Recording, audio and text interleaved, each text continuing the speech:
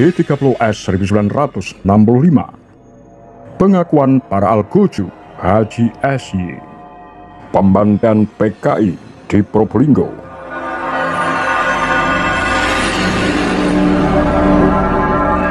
Tragedi kemanusiaan peristiwa gerakan 30 September 1965 menyisakan luka yang mendalam bagi mereka yang terlibat, baik sebagai pelaku maupun korban.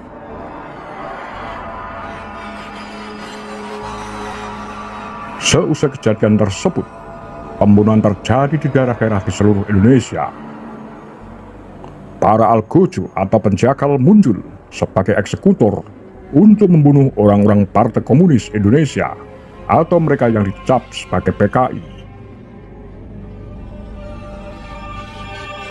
Haji SY berusia 27 tahun saat meletus peristiwa gerakan 30 September.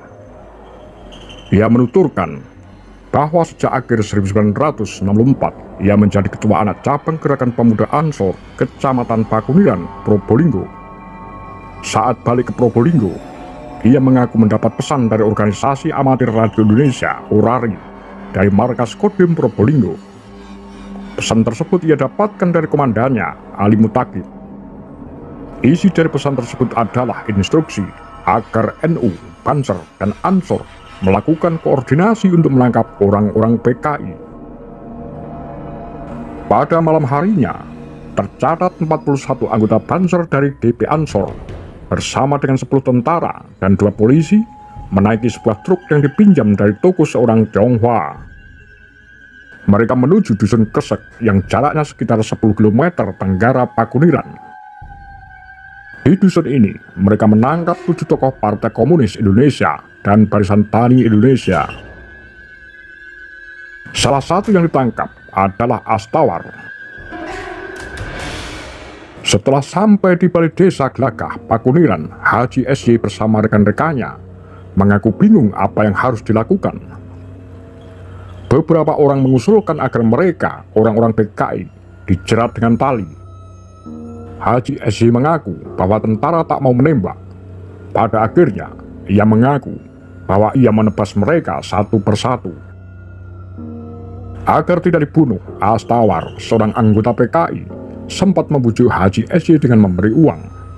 Namun ia tolak dan segera ditebas lehernya. Setelah semuanya meninggal, warga kemudian memasukkan 7 mayat tersebut ke satu lubang di dekat sungai Glagah dan menguburnya. Haji SY mengaku membunuh ke-7 orang PKI tersebut sendirian. Setelah mayat dikubur, dituturkan oleh Haji SY bahwa wakilnya, Zainab, sempat heran karena dirinya sendiri membunuh orang PKI. Setelah kejadian itu, Haji SY kemudian diajak oleh rombongan temannya untuk menuju ke Gurah, daerah timur Kediri. Ia juga menyampaikan ke temannya mengenai situasi pembunuhan orang-orang PKI di Probolinggo. Setelah persiapan, Haji SY dan temannya berangkat. Ia dibekali dengan baju dan celana hitam serta pedang samurai. Sesampainya di Gurah, Haji SY menuju kantor organisasi DP Ansor. Di tempat ini, ia melihat tentara dan ia disuruh untuk membawa 10 orang ke sebuah rumah besar yang berjarak 700 meter dari tempatnya. Rumah tersebut adalah milik pimpinan PKI asal Ponorogo. Ia bersama temannya kemudian mendobrak pintu hingga ambruk. Beberapa saat kemudian sang pemilik rumah muncul. Menurut pengakuannya, orangnya berperawakan tinggi besar dengan kumis tebal. Sang pemilik rumah mengatakan, "Kate laupoli, kate guyonta. Mau apa kamu? Mau bercanda ya?" Fadoli, teman Haji SY mengatakan, "Ya."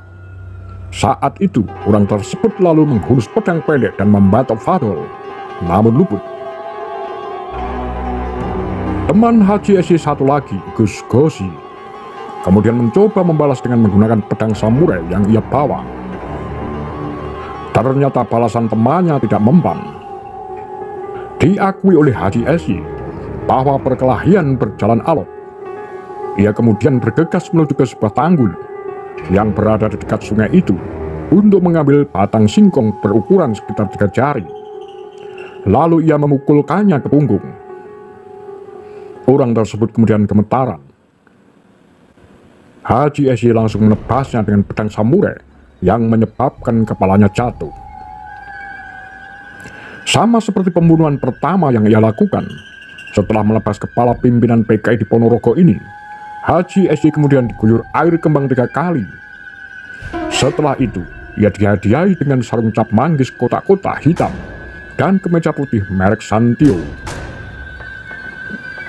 Sejak itu, Haji Esi dijuluki sebagai Sueb Ganyang karena dianggap berani menghadapi orang-orang PKI.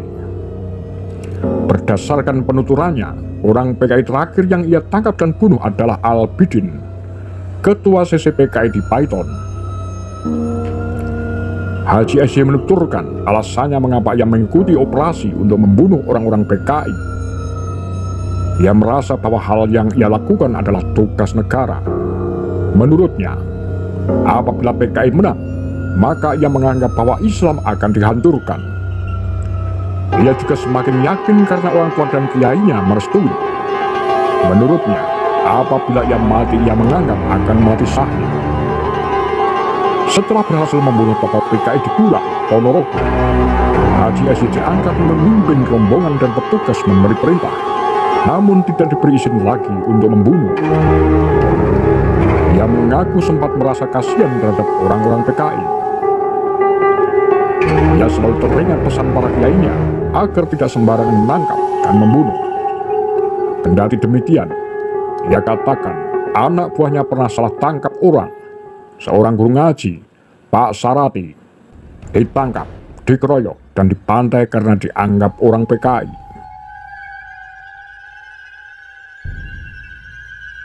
Apa pendapat Anda?